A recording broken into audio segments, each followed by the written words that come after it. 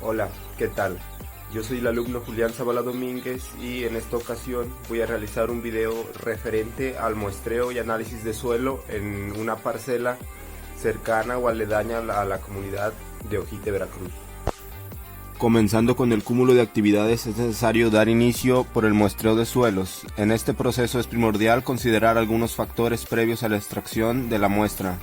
La primera consideración es el presupuesto con el que cuenta el productor, ya que es un factor fundamental para saber la frecuencia de extracción de las porciones de suelo. Una vez sabiendo esto, es necesario realizar un recorrido sobre toda el área de la parcela para determinar por medio de la observación la lotificación del terreno. Esta se encontrará delimitada por las áreas que conserven las mismas características, como lo pueden ser el color, el uso que se le dé y la pendiente. Esta última, además de delimitar la lotificación, va a determinar si se realizará un muestreo en zigzag o en 5 de oros, ya que en caso de que exista una pendiente considerable será necesario realizar un muestreo en zigzag, y por el contrario, si se presenta un terreno con poca pendiente, lo ideal será realizar un muestreo en 5 de oros. Una vez considerados todos estos factores, se procedió a identificar los puntos de extracción de las submuestras. Para ser específicos, las submuestras portan este nombre debido a que el conjunto de ellas va a conformar la muestra final. En caso particular, se llevó a cabo un muestreo en 5 de oros gracias a la nula pendiente de los de trabajar, con un total de 10 submuestras, de las cuales se conformaron un total de 2 muestras. Para obtener las submuestras se debe realizar invariablemente el mismo procedimiento, comenzando por limpiar la superficie del área de la submuestra.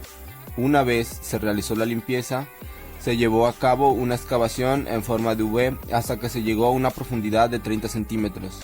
Al llegar a esta profundidad se obtuvo la submuestra extrayendo una franja de las paredes del hueco. Al extraerla se eliminaron las porciones laterales y la superior mediante un machete. Posteriormente se introdujeron en una cubeta desinfestada las submuestras correspondientes a cada muestra final, es decir, 5 submuestras por cada muestra. Una vez obtenida la muestra se realizó un desterronamiento manual y se revolvió de la manera más homogénea posible.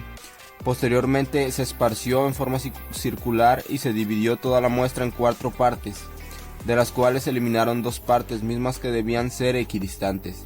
Este proceso se realizó 2 veces y la proporción de muestra restante fue la muestra final. Esta se colocó en bolsas tipo Ziploc y se etiquetó para su transporte al laboratorio y análisis. A la par de la obtención de muestras se realizó un perfil de suelos realizando una excavación de forma vertical a una profundidad de 1 metro. En este perfil se pudo apreciar el horizonte A y el horizonte B, y un amplio horizonte transitorio entre estos dos. Esto puede ser indicativo de la estrecha relación que se presenta entre los horizontes y las precipitaciones de la zona, debido a que el horizonte de transición se genera por el propio lavado de algunos componentes del horizonte A, los cuales se depositan en la parte superior del horizonte B en periodos de lluvias intensas. Además, aprovechando la estancia dentro del terreno, se pudo realizar el inicio de la prueba de densidad aparente por el método de excavación.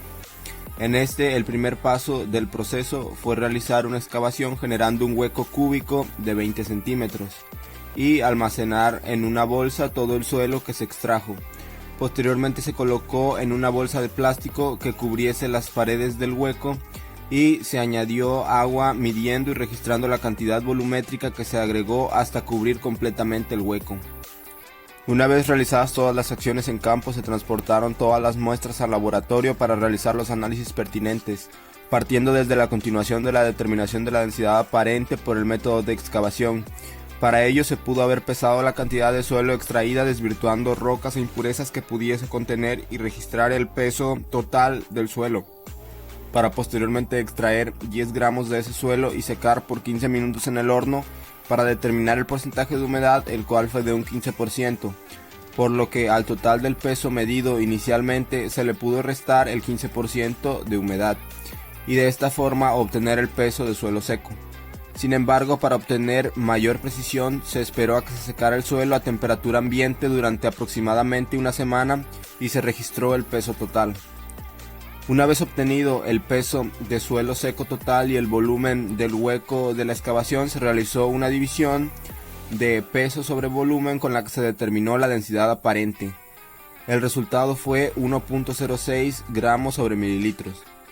Al obtener el valor de densidad aparente se pudo conocer la cantidad de suelo que se podría encontrar en una hectárea a una profundidad de 30 centímetros.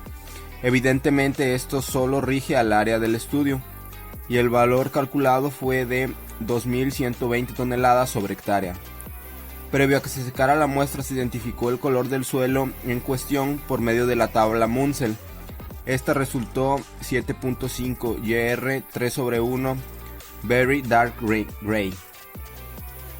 También se realizó la valoración en la estructura del suelo mediante la ruptura de un PET y observando con una lupa el relieve de la superficie donde se generó la ruptura, se pudo concluir que el resultado de la estructura era granular.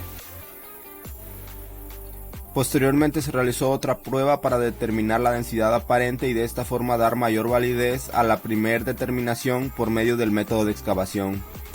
En este otro método se utilizó una probeta de plástico de 50 mililitros.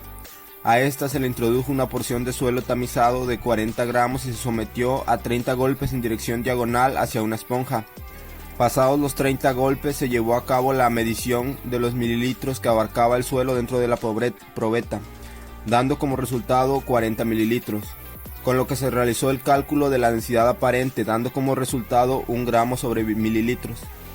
Este valor es muy semejante al de la primera prueba, por lo que se puede asegurar con mayor certeza que su medición fue correcta. El análisis se continuó definiendo la consistencia del suelo. Esto se realizó mediante una serie de pruebas físicas efectuadas mediante la manipulación de una porción de suelo humedecido, en el cual de forma general se pudo resaltar que la muestra tuvo una adhesividad ligeramente adherente, una plasticidad ligeramente plástica y una consistencia firme, todo esto según los criterios de la FAO. Una vez identificada la consistencia del suelo, se continuó con la identificación cuantitativa de la textura del suelo mediante la prueba Bouillocus. El paso inicial fue colocar 50 gramos de suelo seco en un vaso de chocomilera y agregar 10 mililitros de los dispersantes metasilicato de sodio y oxalato de sodio. Posteriormente se aforó hasta la segunda ranura del vaso con agua destilada. Después se revolvió en la chocomilera por 30 minutos. Pasado ese tiempo se vació todo el contenido a una probeta de 1200 mililitros, de forma que quede aforada hasta 1130 mililitros junto con el hidrómetro introducido. Siguiendo el proceso se extrajo por un momento el hidrómetro y se agitó el contenido de la probeta con una machacadora de alimentos durante 1 minuto para posteriormente realizar las mediciones por medio del hidrómetro Bouillocus a los 40 segundos y a las 2 horas. También se registró la temperatura en cada medición, por lo que después de realizar algunos cálculos se determinó que la porción de arena fue de 47.16%, la proporción de limo fue de 29.84% y la proporción de arcilla fue de 23%. Estos datos se ingresaron al triángulo de las texturas y se determinó la clasificación de suelo como suelo franco. El siguiente parámetro que se analizó fue la determinación de carbonatos presentes en el suelo.